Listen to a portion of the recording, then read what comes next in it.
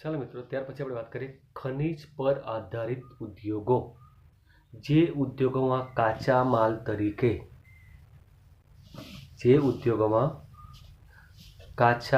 તરીકે ખનિજનો વપરાશ થાય છે તેને ખનિજ આધારિત ઉદ્યોગો કહે છે. લોખંડ અને પોલાદ ઉદ્યોગ, એલ્યુમિનિયમ ઉદ્યોગ, તાંબાનો ઉદ્યોગ, રસાયણ ઉદ્યોગ, ખાતર ઉદ્યોગ, ખાતરમાં રાસાયણિક ખાતર ઉદ્યોગ, સિમેન્ટ ઉદ્યોગ, પરિવહન ઉપકરણ ઉદ્યોગ તથા ઇલેક્ટ્રોનિક ઉદ્યોગનો સમાવેશ ખનિજ આધારિત ઉદ્યોગોમાં થાય છે. લોખંડ અને પોલાદ ઉદ્યોગની આપણે પહેલી વાત કરીશું. જે ખનિજ આધારિત સૌથી મહત્વનો ઉદ્યોગ છે, આપણે એની વાત. કયો ઉદ્યોગ મિત્રો? લોખંડ અને પોલાદનો ઉદ્યોગ. લોખંડ અને પોલાદ ઉદ્યોગ આધુનિક ઔદ્યોગિક અને આર્થિક વિકાસની ધરી સમાન છે. લોખંડ પોલાદનો ઉદ્યોગ આધુનિક ઔદ્યોગિક અને આર્થિક વિકાસની કરોડરજ્જુ સમાન છે, અથવા ધરી સમાન છે, અથવા આધાર પાયા સમાન છે. તેના ઉત્પાદનથી જ અન્ય ઉદ્યોગોના યંત્રો અને અન્ય સંરચનાનું નિર્માણ થાય છે. લોખંડ પોલાદના ઉદ્યોગથી જ અન્ય ઉદ્યોગના યંત્રો અને અન્ય સંરચનાનું નિર્માણ થાય છે. આ ઉદ્યોગની ચાવીરૂપ ઉદ્યોગ પણ કહેવામાં આવે છે. લોખંડ પોલાદ ઉદ્યોગને ચાવીરૂપ ઉદ્યોગ પણ કહેવામાં આવે છે. ભારતમાં લોખંડ બનાવવાની પ્રક્રિયા ઘણી જ પ્રાચીન છે. આજની નથી, ઘણી જ પ્રાચીન છે. દમાસ્કસમાં તલવાર બનાવવા માટે લોખંડની આયાત ભારતમાંથી કરવામાં આવતી. પ્રાચીન સમયમાં એવું કહેવાય છે કે તલવાર દમાસ્કસની સૌથી સ્ટાન્ડર્ડ તલવાર, પણ એને લોખંડ કોણ પૂરું પાડતું? ભારત પૂરું પાડતું. એ જ પ્રમાણે આધુનિક જગતની વાત કરીએ તો સૌથી સારું સ્ટીલ, સ્ટેનલેસ સ્ટીલ એ જાપાનનું કહેવાય છે. તો જાપાનને એ સ્ટેનલેસ સ્ટીલ બનાવવા માટે લોખંડ કોણ આપે છે? હિન્દુસ્તાન આપે છે. ભારત જેટલું બી લોખંડની નિકાસ કરે છે એનું 75% લોખંડ માત્ર ને માત્ર જાપાન ખરીદે આપણી પાસેથી. ભારત લોખંડ બનાવવાની પ્રક્રિયા ઘણી પ્રાચીન છે. દમાસ્કસમાં તલવાર બનાવવા માટે લોખંડની આયાત ભારતમાંથી જ કરવામાં આવતી. ભારતમાં આધુનિક રીતે લોખંડ બનાવવાનું પ્રથમ કારખાનું તમિલનાડુના પોર્ટો નોવા ખાતે સ્થપાયું હતું, પણ કેટલાક કારણોસર તે બંધ થઈ ગયું. ત્યાર પછી પશ્ચિમ બંગાળમાં કુલ્ટી ખાતે કાચા લોખંડનું સફળ ઉત્પાદન થયું અને 1907માં ઝારખંડના જમશેદપુરમાં કારખાનાની સ્થાપનાથી લોખંડ પોલાદનું ઉત્પાદન મોટા પાયા પર થવા લાગ્યું. 1907માં જમશેદજી ટાટાએ અંગ્રેજો પાસે પરમિશન મેળવીને સૌથી મોટું કારખાનું લોખંડ પોલાદનું સ્થાપ્યું અને ત્યારથી ઉત્પાદન માટે મોટા પાયે આપણા દેશમાં થવા લાગ્યું. અને આજે આ લોખંડ પોલાદ ઉદ્યોગ વિશ્વના 100 દેશોમાં છે. ટાટા કંપની વિશ્વના 100 દેશોમાં છે. પશ્ચિમ બંગાળમાં આવેલું બરનપુર તથા કર્ણાટકમાં આવેલું ભદ્રાવતી ખાતે કારખાનું સ્થપાયું. ભિલાઈ, રાઉરકેલા, દુર્ગાપુરમાં લોખંડ પોલાદના કારખાના સ્થપાયા. બોકારો, વિશાખાપટ્ટનમ અને સેલમ પણ આધુનિક અને મોટા કારખાના સ્થાપવામાં આવ્યા છે.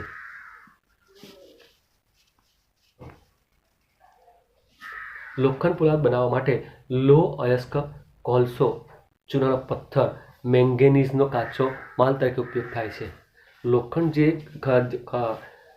ખાણમાંથી ખોદી કાઢવામાં આવે છે, જે પથ્થર સ્વરૂપ જે હોય છે, અને એને ઓગાળવા માટે એને કોલસો, ચૂનાનો પથ્થર, મેંગેનીઝના કાચા માલ તરીકે ઉપયોગ કરવામાં આવે છે અને 1500 થી 1700 ડિગ્રી તાપમાને ગરમ કરીને ઓગાળવામાં આવે છે.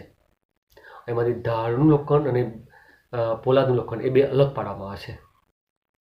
ગુજરાતમાં હજીરા પાસે મિની સ્ટીલ પ્લાન્ટ પ્રસ્થાપિત થયેલો છે. જે તમે જાણતા હો તેનું નામ છે લાર્સન એન્ડ ટુબ્રો.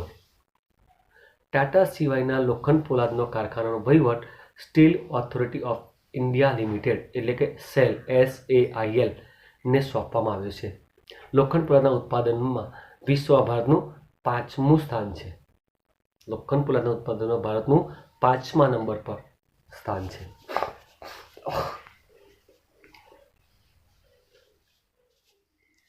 ત્યાર પછી મિત્રો વાત કરીએ એલ્યુમિનિયમ ગાળણ. લોખંડ પોલાદ પછી બીજો મહત્વપૂર્ણ ધાતુ ઉદ્યોગ એટલે એલ્યુમિનિયમ ગાળણનો. આ ધાતુ વજનમાં હલકી, ટકાઉ, મજબૂત, ટીપાવપણું, વિદ્યુત સુવાહક અને કાટ ન ચડે તેવા વિશિષ્ટ ગુણો ધરાવે છે. એલ્યુમિનિયમ એવી વસ્તુ છે, વજનમાં હલકી છે, મજબૂત છે, ટીપાવપણાના ગુણધર્મો ધરાવે, વિદ્યુત સુવાહક છે અને એને ક્યારેય કાટ લાગતો નથી. આ વિશિષ્ટ ગુણધર્મને કારણે એનો ઘણા બધી જગ્યાએ ઉપયોગ થાય છે. અને આ એલ્યુમિનિયમ મેળવવા માટે એની કાચી ધાતુ બોક્સાઇટ છે, એને બોક્સાઇટ છે, બરાબર. એલ્યુમિનિયમના સાથે બીજી મિશ્ર ધાતુઓ ભેળવી મોટર, રેલવે, હવાઈ જહાજ અને યાંત્રિક સાધન બનાવવા ઉપયોગી થાય છે. એલ્યુમિનિયમના ઉત્પાદનમાં 40 થી 50% જે ખર્ચ થાય છે એ માત્ર વિદ્યુત પાછળ થાય છે. કારણ કે 6 ટન બોક્સાઇટ, ગેલેના એનું બીજું નામ છે, બોક્સાઇટમાંથી 6 ટન બોક્સાઇટ માત્ર 1 ટન એલ્યુમિનિયમ મળે છે. એને શુદ્ધ કર્યા પછી એલ્યુમિનિયમ 1 ટન જ મળે છે. આથી જ્યાં બોક્સાઇટ મળી આવતું હોય, જ્યાં જળ વિદ્યુત સરળતાથી પ્રાપ્ત થતી હોય ત્યાં ઉદ્યોગ સ્થપાય છે. જળ વિદ્યુતમાં કોઈ ખર્ચો થતો નથી, ટર્બાઇન ગોઠવીને વીજળી પેદા કરી શકાય છે. જ્યાં જળ વિદ્યુત હોય, જ્યાં બોક્સાઇટ મળી આવતું હોય ત્યાં ગાડી આ ઉદ્યોગ સ્થાપવામાં આવે છે. આપણા દેશની વાત કરીએ તો ઓડિશા, પશ્ચિમ બંગાળ, કેરળ, ઉત્તર પ્રદેશ, છત્તીસગઢ, મહારાષ્ટ્ર અને તમિલનાડુમાં એલ્યુમિનિયમનું ઉત્પાદન કરતા કારખાના આવેલા છે. બરાબર મિત્રો. ત્યારબાદ એક પ્રાચીન ઉદ્યોગ તાંબુ. કારણ વિદ્યુત સુવાહક તથા બીજી વસ્તુ સાથે સરળતાથી ભળવાના ગુણને લીધે તાંબાનો ઉપયોગ વધ્યો છે. તાંબુ એ વિદ્યુત સુવાહક છે. તમે અત્યારના જે ઇલેક્ટ્રોનિક સાધનો જુઓ એમાં દરેક જગ્યાએ તાંબુ વપરાય છે.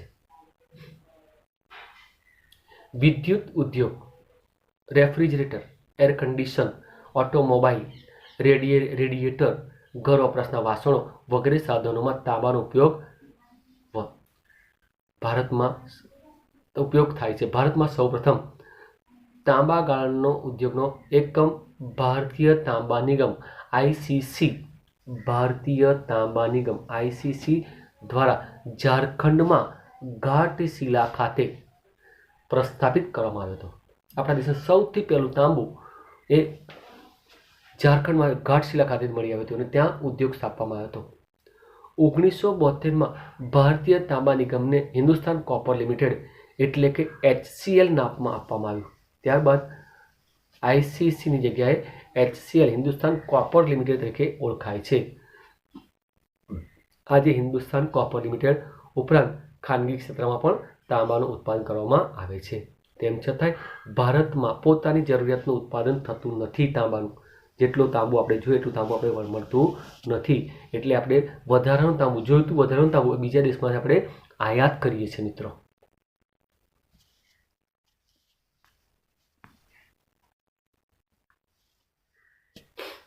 ત્યારબાદ મિત્રો રસાયણ ઉદ્યોગ. રસાયણ ઉદ્યોગના ઉત્પાદનમાં ભારતનું સ્થાન મહત્વનું છે. રસાયણ બે પ્રકારના છે, એક કાર્બનિક રસાયણ અને એક અકાર્બનિક રસાયણ. કાર્બનિક રસાયણ ઉદ્યોગના સંદર્ભે પેટ્રો રસાયણ એટલે કે પેટ્રોકેમિકલ્સ મુખ્ય છે. જ્યાં કાર્બનિક રસાયણ ઉદ્યોગની વાત આવે ત્યાં પેટ્રોકેમિકલ્સ ઉદ્યોગ મહત્વનો છે. તેનો ઉપયોગ કૃત્રિમ રેસા, કૃત્રિમ રબર, પ્લાસ્ટિકની વસ્તુઓ, રંગ, રસાયણ તથા દવાઓમાં થાય છે. પેટ્રોકેમિકલ્સ એ રંગ જે કાર્બનિક રસાયણ છે એમાં પેટ્રોકેમિકલ્સ ઉદ્યોગ અથવા પેટ્રો રસાયણ ઉદ્યોગ મુખ્ય છે. તેનો ઉપયોગ કૃત્રિમ રેસા, કૃત્રિમ રબર, પ્લાસ્ટિકની વસ્તુઓ, રંગ, રસાયણ તથા દવાઓમાં થાય છે. કાર્બનિક રસાયણ ઉદ્યોગ ખનિજ તેલ રિફાઇનરી તથા પેટ્રોકેમિકલ્સ કેન્દ્ર નજીક જોવા મળે છે. જે કાર્બનિક રસાયણ ઉદ્યોગો છે એ મોટે ભાગે ખનિજ તેલની જ્યાં રિફાઇનરીઓ આવેલી હોય ત્યાં ગાડી અને પેટ્રોકેમિકલ્સના કેન્દ્રો જ્યાં આવેલા હોય ત્યાં એનો વિકાસ થાય છે.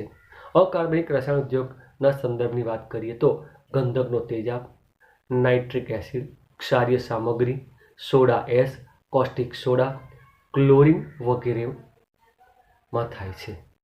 જંતુનાશક દવાના ઉત્પાદનમાં વિકાસશીલ દેશમાં ભારતનું સ્થાન મહત્વનું છે. રસાયણ ઉદ્યોગમાં ગુજરાતનું સ્થાન દેશમાં સર્વોપરી છે. રસાયણ ઉદ્યોગની વાત કરીએ તો દેશમાં રસાયણ ઉદ્યોગ ગુજરાતમાં સૌથી વધારે વિકાસ થયો છે. બરોડા ખાતે GSFC, પેટ્રોકેમિકલ્સ IPCL, ભરૂચમાં GNFC, સુરતમાં હજીરા ખાતે ક્રિબ્કો, અમદાવાદ, વડોદરા, અંકલેશ્વર, ભરૂચ વગેરે રસાયણ ઉદ્યોગના મુખ્ય કેન્દ્રો છે. ત્યારબાદ રસાયણ ઉદ્યોગ હોય ત્યાં આગળ રાસાયણિક ખાતરના ઉદ્યોગોનો વિકાસ થાય. કૃત્રિમ ખાતર. દેશનું સૌ પ્રથમ રાસાયણિક ખાતરનું કારખાનું 1906માં તમિલનાડુના રાનીપેટ ખાતે સ્થાપાયું હતું. આ ઉદ્યોગનો વિકાસ fertilizer corporation of India FCI દ્વારા થાય છે.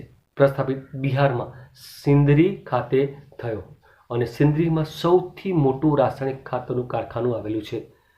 ગુજરાત, તમિલનાડુ, ઉત્તર પ્રદેશ, પંજાબ, કેરાલામાં ખાતર ઉદ્યોગના કેન્દ્રિત થયેલ છે. ગુજરાતમાં કલોલ, કંડલા, હજીરા, ભરૂચ, વડોદરા વગેરે સ્થળોએ રાસાયણિક ખાતરના કારખાના આવેલા છે. GSFC મેં કીધું, સોરી મેં જે ઉપર કીધું એ રાસાયણિક ઉદ્યોગ અલગ છે. રાસાયણિક ખાતરની વાત કરીએ તો વડોદરામાં GSFC, ત્યારબાદ GNFC ભરૂચમાં, સુરતમાં ક્રિબ્કો એ રાસાયણિક ખાતરના કારખાના છે. રાસાયણિક ઉદ્યોગને નહીં બેટા, સોરી.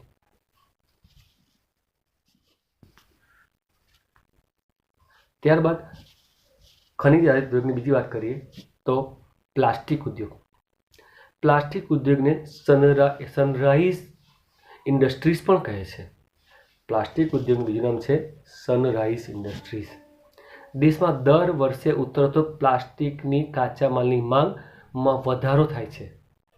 વોટરપ્રૂફિંગ તથા બીબામાં ઢાળી શકાય તેવા ગુણના કારણે પેકિંગ, રસાયણના સંચયન, ટેક્સટાઇલ, મકાન બાંધકામ, વાહન નિર્માણ, ઇલેક્ટ્રોનિક્સ વગેરેમાં તેનો ઉપયોગ થાય છે. દિલ્હી, મુંબઈ, કલકત્તા, બેંગલુરુ, વડોદરા, વાપી, કાનપુર, કોઈમ્બતુર અને ચેન્નઈ એ પ્લાસ્ટિક ઉત્પાદનના મહત્વના કેન્દ્રો છે. ખનિજ આધારિત ઉદ્યોગમાં સિમેન્ટ ઉદ્યોગ. મકાન બાંધકામ, સડકો, બંધો વગેરે નિર્માણ કાર્યમાં સિમેન્ટ મહત્વની ધાતુ છે અથવા મહત્વની અધાતુ તત્વો છે, અનિવાર્ય છે. ચીન પછી સિમેન્ટ ઉત્પાદનમાં ભારત એ વિશ્વમાં બીજા ક્રમે છે. તે વિશ્વના આશરે 6% ઉત્પાદન કરતો દેશ બન્યો છે. ભારત દેશ એ વિશ્વનું જેટલે બી સિમેન્ટની જરૂર પડે છે એમાં 6% સિમેન્ટ ભારત પૂરો પાડે છે. ચૂનાનો પથ્થર, કોલસો, ચિરોડી, બોક્સાઇટ, ચીકણી માટી વગેરે સિમેન્ટ બનાવવાના કાચા માલ છે. કાચા માલ અને ઉત્પાદનો વજનમાં ભારે હોવાથી સિમેન્ટના કારખાના જ્યાં કાચો માલ વધુ પ્રમાણમાં ઉપલબ્ધ છે ત્યાં સ્થપાય છે. કાચો માલ અને ઉત્પાદનનો વજનમાં ભારે હોવાથી કાચો માલ બી ભારે છે, એને ઉત્પાદિત થયેલો સિમેન્ટ એ પણ ભારે છે. એટલે આવા સિમેન્ટના કારખાના જ્યાં કાચો માલ વધુ પ્રમાણમાં ઉપલબ્ધ છે ત્યાં આગળ સ્થપાય છે. ગુજરાતમાં આ ઉદ્યોગોનો સારો એવો વિકાસ થયો છે. અને ખનિજ આધારિત ઉદ્યોગોમાં પરિવહન ઉપકરણ ઉદ્યોગ. મુસાફરી માટેના અનેક વાહનો આપણે જોયા છે. અગાઉ પશુ દ્વારા ખેંચાતા વાહનો હતા જેની ગતિ ધીમી હતી. આજે આધુનિક યુગમાં રસ્તાઓના વિકાસ સાથે ઝડપી ગતિવાળા વાહનો ક્રમશઃ વપરાશમાં આવ્યા છે. આ વાહનો નિર્માણ કરતા ઉદ્યોગોને પરિવહન ઉદ્યોગો કહે છે. અને પરિવહન ઉદ્યોગની વાત કરીએ તો પહેલું રેલવે. કયો ઉદ્યોગ મિત્રો? રેલવે. ભારતમાં મુસાફરી માટે રેલવે સેવાની કામગીરી પ્રશંસનીય છે. આપણા દેશમાં તમને ખબર છે કે 1853 મુંબઈ અને થાણા વચ્ચે પ્રથમ રેલવે શરૂ થયેલી ડેલહાઉસીના સમયમાં આજે વિશ્વમાં બીજા નંબરનું મહત્વનું જાળું ધરાવે છે. રેલવે પોતાની જરૂરિયાતના ઉપકરણો જેવા કે રેલવે એન્જિન, મુસાફરીના ડબ્બા, માલગાડીના ડબ્બા વગેરે ખુદ તૈયાર કરે છે. ઉપરાંત ખાનગી ધોરણે પણ ઉત્પાદન થાય છે. રેલવે પોતે તો તૈયાર કરે જ છે પણ કેટલું ઉત્પાદન એક ખાનગી ધોરણે આપી જાય છે. દાખલા કે મુસાફરીના ડબ્બા જેને કોચ કહેવાય એ રેલવે જાતે તૈયાર કરે છે, જ્યારે માલગાડીના ગુડ્સ ટ્રેન એ ડબ્બા પ્રાઇવેટ કંપનીને સોંપી દે છે બનાવવાનું. રેલવે એન્જિન 3 પ્રકારના છે. એક વરાળ એન્જિન, ડીઝલ એન્જિન અને વિદ્યુત એન્જિન. તમે ગદર પિક્ચર જોયું હોય, જૂનું પહેલાંનું પિક્ચર શોલે જોયું હોય તો તેમાં કોલસાથી ચાલતી ટ્રેન બતાવે છે. એ કોલસા એટલે વરાળ યંત્ર. ત્યારે હવે વરાળ યંત્ર બહુ ઉપયોગ નહીં થતો. હવે ડીઝલ અને વિદ્યુતથી ચાલતા એન્જિનો જ આપણા દેશમાં છે. હા, પણ વરાળથી ચાલતા એન્જિનો હવે માત્ર પ્રવાસન હેતુથી ચાલતી હેરિટેજ રેલવેમાં ઉત્તરાંચલ, હિમાચલ, અરુણાચલ પ્રદેશ એવા પ્રદેશોમાં ત્યાં ફરવા માટે હેરિટેજ પ્રવૃત્તિ તરીકે વપરાય છે. ડીઝલ તથા વિદ્યુત એન્જિનનું ઉત્પાદન પશ્ચિમ બંગાળમાં મહિજામમાં, પશ્ચિમ બંગાળનું કેન્દ્ર એ મહિજામમાં ચિત્તરંજન લોકોમોટિવ વર્ક્સ, વારાણસીમાં diesel locomotive works, Jamshedpur Tata locomotive works, આ 3 જગ્યાએ ડીઝલ તથા વિદ્યુતના એન્જિનો બનાવવામાં આવે છે. મુસાફરી માટેના ડબ્બા પેરમ્બુ, બેંગલુરુ, કપૂરથલા, કલકત્તામાં બને છે. આ ઉપરાંત રેલવેના પાટા, એન્જિન પાર્ટ્સ, વ્હીલ વગેરેના કારખાના પણ છે. આપણે રેલવેના એન્જિનો તથા બીજા ઉત્પાદનોની વિદેશમાં નિકાસ પણ કરે છે. એક સમય તો રેલવે એન્જિન આપણે બીજા દેશમાં આયાત કરતા હતા. આજે બીજા દેશમાં રેલવે અને એને જરૂરિયાતના જરૂરી પાર્ટ્સની પણ આપણે નિકાસ કરતા થયા છે. ત્યારબાદ મિત્રો, સડક વાહનો. સ્વતંત્રતા પહેલાં આપણે વિદેશથી આયાત કરેલી ગાડીના ભાગોને જોડીને એટલે કે એસેમ્બલ ગાડીઓ બનાવતા હતા.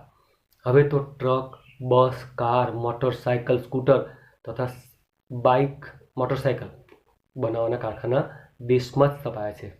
સડક વાહનનું ઉત્પાદન મોટે ભાગે ખાનગી ધોરણે થાય છે. વિશ્વમાં વ્યવસાયિક વાહનોના ઉત્પાદનમાં ભારતનું સ્થાન 5મું છે. વિશ્વમાં વ્યવસાયિક જે વાહનો બનાવે છે એનું સ્થાન ભારતનું વિશ્વમાં 5મા નંબર છે. આજે ભારતમાં તૈયાર થતા વાહનો તથા તેના જુદા જુદા ભાગોની વિદેશમાં આપણે નિકાસ કરવાતા થયા છે.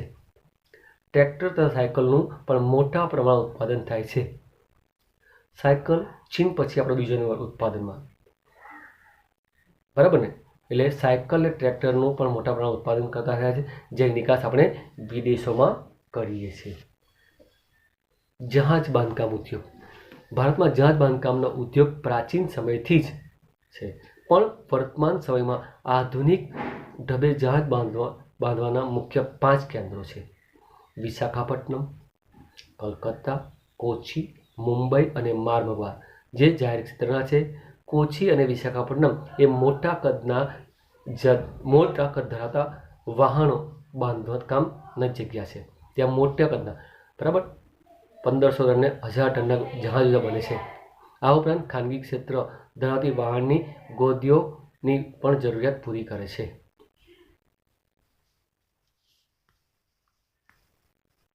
હેલિકોપ્ટરનું ઉત્પાદન પણ હવે આપણે દેશમાં થવા લાગ્યું છે. જે હેલિકોપ્ટર બનાવતી કંપની છે એનું નામ છે પવનહંસ કંપની. સૈન્યની જરૂરિયાતના માટેના જે ફાઇટર વિમાનો જોઈએ એ ફાઇટર વિમાનો બેંગ્લોર, કોરાપુટ, નાસિક, હૈદરાબાદ અને લખનૌમાં હવાઈ જહાજના ઉદ્યોગોનો આપણે એકમો સ્થાપ્યા છે જે સૈનિક વિમાન બનાવે છે. ભારતમાં હજુ સુધી પેસેન્જર માટેનું વિમાન આપણે બનાવતા નથી. આજે પણ આપણે વિદેશમાં તેની આયાત કરીએ છીએ.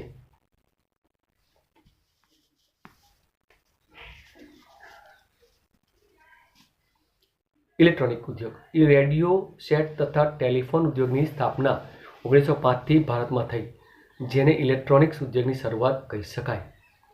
આપણા દેશમાં 1905માં ઇલેક્ટ્રોનિક ઉદ્યોગની શરૂઆત થઈ. ભારત ઇલેક્ટ્રિક્સ લિમિટેડ બેલ બેંગ્લુરુમાં સ્થપાઈ, જેનો હેતુ સેના, આકાશવાણી, હવામાન વિભાગના ઉપકરણો બનાવવાનો હતો. આજે Indian Space Research Organisation ISRO સાથે સહયોગ કરીને ઘણા ઇલેક્ટ્રોનિક ઉપકરણો નિર્માણ કરીએ છીએ. આ ઉદ્યોગ સામાન્ય લોકોના જીવન તથા દેશના અર્થતંત્ર અને લોકોની જીવનશૈલીમાં ઘણું પરિવર્તન કર્યું છે. કોમ્પ્યુટરમાં હાર્ડવેર તથા સોફ્ટવેર ક્ષેત્રે ભારતને ઘણી જ પ્રગતિ કરી છે. હાર્ડવેરની સોફ્ટવેરની વાત કરીએ તો ભારત ટોપ પર છે આજે સોફ્ટવેરમાં. બેંગ્લુરુના આ ઉદ્યોગની રાજધાની બનાવવામાં આવી છે. તેને ભારતની સિલિકોન વેલી કહેવામાં આવે છે. આ ઉદ્યોગના વિકાસ માટે સોફ્ટવેર પાર્ક, વિજ્ઞાન પાર્ક તથા પ્રાવૈધિક પાર્ક બનાવવામાં આવ્યા છે. ભારતમાં આ ઉદ્યોગનું ભાવિ આશાસ્પદ છે. મતલબ કોમ્પ્યુટર ઉદ્યોગમાં આપણે ઘણા બધા આગળ છે અને એમાં ખાસ કરીને હૈદરાબાદ અને બેંગ્લોરના જે કોમ્પ્યુટર ઉદ્યોગો છે, સોફ્ટવેર બધા, એ દુનિયામાં ફર્સ્ટ નંબર પર છે. ઔદ્યોગિક પ્રદૂષણ અને પર્યાવરણીય અતિક્રમણ. દેશના આર્થિક વિકાસમાં ઔદ્યોગિક ઉત્પાદનનો નોંધપાત્ર ફાળો છે. દેશના આર્થિક વિકાસની વાત કરવી હોય તો ઉદ્યોગો સૌથી મહત્વનો ફાળો ધરાવે છે. ઉદ્યોગે પ્રદૂષણમાં વધારો કર્યો અને આ ઉદ્યોગોને કારણે શું થયું છે? પ્રદૂષણમાં વધારો થયો છે અને પર્યાવરણનું અતિક્રમણ પણ થયું છે. પ્રદૂષણ તો વધ્યું છે પણ સાથે પર્યાવરણનું અતિક્રમણ પણ થયું છે. કુદરતી તથા માનવ સર્જિત કારણોને લીધે પર્યાવરણની ગુણવત્તામાં ઘટાડો થાય તેને પર્યાવરણીય અતિક્રમણ કહેવાય છે. પર્યાવરણીય અતિક્રમણ એટલે શું? તો કે કુદરતી તથા માનવ સર્જિત કારણોને લીધે પર્યાવરણની ગુણવત્તામાં ઘટાડો થાય છે તેને પર્યાવરણીય અતિક્રમણ કહે છે. ઉદ્યોગો થકી મુખ્યત્વે 4 પ્રકારનું પ્રદૂષણ જોવા મળે છે. એક હવાનું પ્રદૂષણ, એક જળ પ્રદૂષણ, એક ભૂમિ પ્રદૂષણ, એક ધ્વનિ પ્રદૂષણ અને 5મું પ્રદૂષણ છે એ અવકાશી પ્રદૂષણ. આજના સ્પર્ધાત્મક જમાનામાં ઉદ્યોગો એ મોટા પ્રમાણમાં હવા અને જળને પ્રદૂષિત કર્યા છે. આજે જે કોમ્પિટિશનનો જમાનો છે એના કારણે ઉદ્યોગોએ મોટા પ્રમાણમાં હવા અને જળને પ્રદૂષિત કર્યા છે. કાર્બન મોનોક્સાઇડ અને સલ્ફર ડાયોક્સાઇડ જેવી અતિ નુકસાનકારક વાયુઓને કારણે અતિ નુકસાનકારક વાયુને કારણે હવા પ્રદૂષિત બની છે. ઔદ્યોગિક કચરાને કારણે જળ પ્રદૂષણ વધ્યું છે. આજે ઘણા કારખાના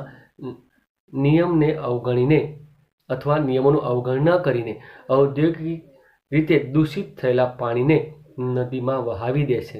આજે પાણી દૂષિત કરતાં અતિ દૂષિત થયું છે. આપણા દેશમાં કાયદા છે, નિયમો છે, પણ એ નિયમોની અવગણના કરવામાં આવે છે અને એ પાણી ગંદુ નદીઓમાં છોડવામાં આવે છે, જેથી પાણી દૂષિત નહીં પણ અતિ દૂષિત થયું છે. ધ્વનિ પ્રદૂષણ પણ માનવ જીવન માટે બહેરાશનું એક કારણ બન્યું છે. ઉદ્યોગમાં જૂની મશીનરી તથા પરિવહનના સાધનોમાં અવાજનું પ્રદૂષણ વધ્યું છે. ધ્વનિ પ્રદૂષણ પણ માનવ જીવન માટે બહેરાશનું એક કારણ છે. ઉદ્યોગમાં જૂની મશીનરી તથા પરિવહનના સાધનોના અવાજનું પ્રદૂષણ વધ્યું છે.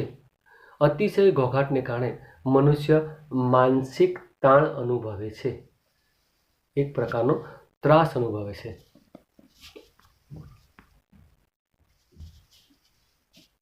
પર્યાવરણીય અતિક્રમણને રોકવાના ઉપાય. પર્યાવરણનું પ્રદૂષણ થઈ રહ્યું છે, પર્યાવરણનું અતિક્રમણ થયું છે, એને અટકાવવા માટેનો ઉપાય તો દેશનો વિકાસ થાય પણ સાથે પર્યાવરણનો વિનાશ ન થાય એવી રીતે વિકાસ કરવાનો છે. દેશનો વિકાસ થાય પણ સાથે પર્યાવરણનો વિનાશ ન થાય તેવો વિકાસ કરવાનો છે, જેને ટકાઉ વિકાસ પણ કહી શકાય. ઔદ્યોગિક વિકાસનું યોગ્ય આયોજન કરી પ્રદૂષણની માત્રા ઘટાડી શકાય. ઔદ્યોગિક વિકાસનું આયોજન કરી પ્રદૂષણની માત્રા ઘટાડી શકાય. ઉપકરણોની ગુણવત્તા તથા ઈંધણની પસંદગી દ્વારા પણ પ્રદૂષણ ઓછું કરી શકાય. હવામાં ઉત્સર્જિત થતા પ્રદૂષણને ફિલ્ટર, સ્ક્રબર, પ્રેસિપિટેટર્સ દ્વારા નિયંત્રિત કરી શકાય. ઉદ્યોગોના પ્રદૂષિત પાણીને નદીમાં છોડતા પહેલાં શુદ્ધિકરણ કરી જળ પ્રદૂષણ નિવારી શકાય. ઉદ્યોગોના પ્રદૂષિત પાણીને પ્રક્રિયા દ્વારા શુદ્ધ કરી શકાય છે. ટૂંકમાં પર્યાવરણને અતિક્રમણ અટકાવવું હોય તો જે ઈંધણની પસંદગી, દાખલા કે પેટ્રોલ ડીઝલ જગ્યાએ CNG વાળો ઉપયોગ કરતા સાધનો વાપરવું જોઈએ. બરાબર. જે ધુમાડો ઉત્સર્જિત કરે છે ફેક્ટરીઓ, એમાં ફિલ્ટર છે, સ્ક્રબર છે, પછી પ્રેસિપિટેટર્સ છે, એવા યંત્રો નાખવા જોઈએ જેથી હવા બહાર નીકળતા પહેલાં ગળીને નીકળે, જેથી પ્રદૂષણ ઓછું થાય. નદીમાં પાણી છોડતા પહેલાં એને શુદ્ધ કરીને પાણી છોડવામાં આવે તો પ્રદૂષણ થાય પણ ઓછું થાય. એના ઉપાયો છે મિત્રો. ઓકે મિત્રો, અહીંયા લેસન નંબર 13 પૂર્ણ થાય છે. વંદે માતરમ. જય હિન્દ.